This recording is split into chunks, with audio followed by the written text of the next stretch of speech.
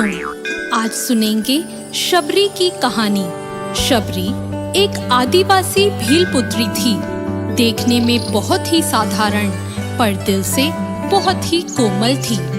इनके पिता ने इनका विवाह निश्चित किया, लेकिन आदिवासियों की एक प्रथा थी कि किसी भी अच्छे कार्य से पहले वो निर्दोष जानवरों की बलि देते थे। इस प्रथा के लिए शबरी के पिता इनके विवाह से एक दिन पहले 100 भेड़ बकरियां लेकर आए।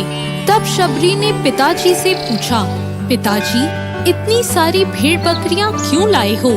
पिता ने कहा, शबरी यह एक प्रथा है जिसके अनुसार कल प्रातः तुम्हारी विवाह विधि शुरू करने से पहले इन सभी भेड़ बकरियों की बलि दी जाएगी। यह कहकर उनके पिता वहाँ से चले जाते हैं। प्रथा के बारे में सुनकर शबरी बहुत दुखी होती है और वो पूरी रात उन भेड़ बकरियों के पास ही बैठी रहती है। उसके मन में एक ही विचार था कि कैसे वो इन निर्दोष जानवरों को बचा पाए। तब एकाएक शबरी के मन में एक ख्याल आता है कि अगर वो सुबह होने से पहले अपने घर से भागकर जंगल चली जाए तो इन निर्दोष जानवरों की जान बच सकती है। शबरी भली भांति जानती थी कि अगर वो इस तरह एक बार घर से जाएगी तो कभी भी उसे घर वापस आने का मौका नहीं मिलेगा। फिर भी शबरी ने खुद से पहले उन निर्दोष जानवरों की सोची। घर से निकलकर शबरी एक घने जंगल में जा पहुंची। अकेली शबरी जंगल में भटक रही थी। तब उसने शिक्षा प्राप्त करने के उद्देश्य से कई गुरुवरों के आश्रम में दस्तक दी, लेकिन शबरी एक तुच्छ जाति की थी, इसलिए उसे सभी ने धुतकार कर निकाल दिया। शबरी भटकती हुई मतंग ऋषि के आश्रम पहुंची और उसने शिक्षा प्राप्ति की इच्छा व्यक्त की। मतंग ऋषि ने शबरी को पूरी खुशी के साथ अपने गुरुकुल में स्थान दे दिया। अन्य सभी ऋषियों ने मतंग ऋषि का तिरस्कार किया। शबरी ने गुरुकुल के सभी आचरणों को आसानी से अपना लिया और दिन रात अपने गुरु की सेवा में लग गई। शबरी जतन से शिक्षा ग्रहण करने के साथ साथ आश्रम की सफाई, गौशाला की देखरेख, दूध दोहना जैसे कार्य, सभी गुरुकुल वासियों के लिए भोजन बनाने के कार्य में भी लग गई। कई वर्ष बीत गए। मतंग ऋषि शबरी की गुरु भक्ति से बहुत प्रसन्न हुए। मतंग ऋषि का शरीर अब दुर्बल हो चुका था, इसलिए उन्होंने एक दिन शबरी को अपने पास बुलाया और कहा, पुत्री, मेरा देह अब दुर्बल हो चुका है, इसलिए मैं अपना देह यहीं छोड़ना चाहता हूँ, लेकिन उससे पहले मैं तुम्हें आशीर्वाद देना चाहता हूँ। बोलो पुत्री, तुम्हें क्या चाहिए? आँखों में आंसू भरकर शबरी मतंग ऋषि से कहती है, हे गुरुवर, आप ही मेरे पिता हैं। मैं आपके कारण ही अभी तक जीवित हूँ। आप मुझे अपने साथ ले चले। तब मतंग ऋषि ने कहा, नहीं पुत्री, मेरे बाद तुम्हें इस आश्रम का ध्यान रखना है। तुम जैसी गुरुपरायण शिष्या को उसके कर्मों का उचित फल मिलेगा। एक दिन भगवान राम तुमसे यहाँ मिलने आएंगे और उस दिन तुम्हारा उद्धार होगा और तुम्हें मोक्ष की प्राप्ति होगी। इतना कहकर मतंग ऋषि अपनी देह त्याग देते हैं। उसी दिन से शबरी हर रोज उठकर बाग जाती, ढेर सारे फल इकट्ठा करती, सुंदर फूलों से आश्रम सजाती, क्योंकि उसे भगवान राम के आने का कोई निश्चित दिन नहीं पता था। उसे केवल अपने गुरुवर की बात पर यकीन था, इसलिए वो रोज श्री राम के इंतजार में समय बिता रही थी। एक दिन शबरी आश्रम के पास के तालाब में जल लेने गई।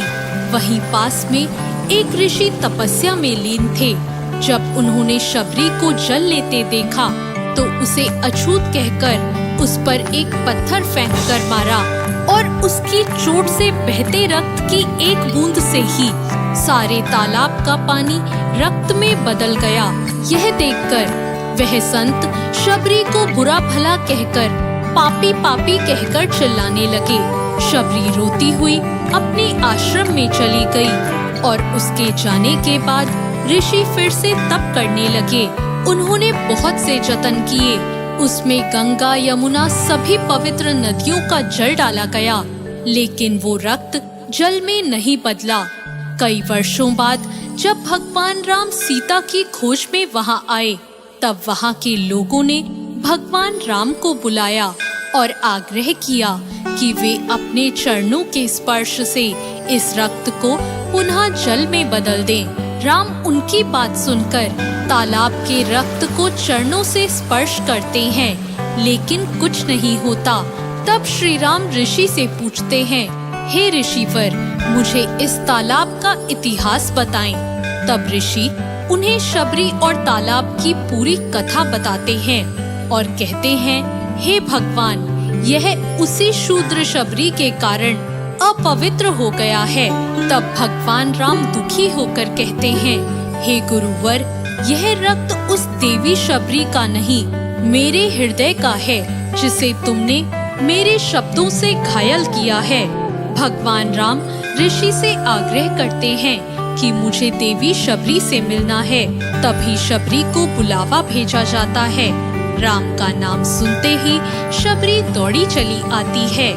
राम, मेरे प्रभु कहती हुई जब वो तालाब के पास पहुंचती है, तब उसके पैरों की धूल उस तालाब में चली जाती है और तालाब का सारा रक्त फिर से जल में बदल जाता है।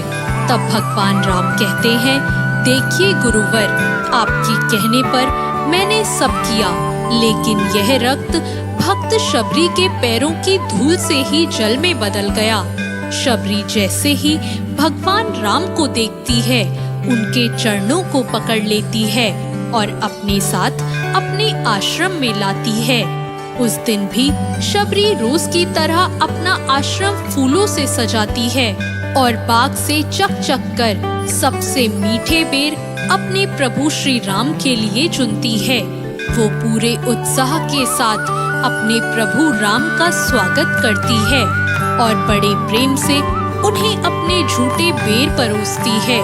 भगवान राम भी बड़े प्रेम से उसे खाने के लिए उठते हैं। तब उनके साथ गए लक्ष्मण उन्हें रोककर कहते हैं, भ्राता, ये बेर झूठे हैं। तब राम कहते हैं, लक्ष्मण, ये बेर झूठे नहीं, सबसे मीठे हैं, क्योंकि इनमें प्रेम है। और प्रभु श्री राम बहुत ही प्रेम से उन बेरों को खाते हैं।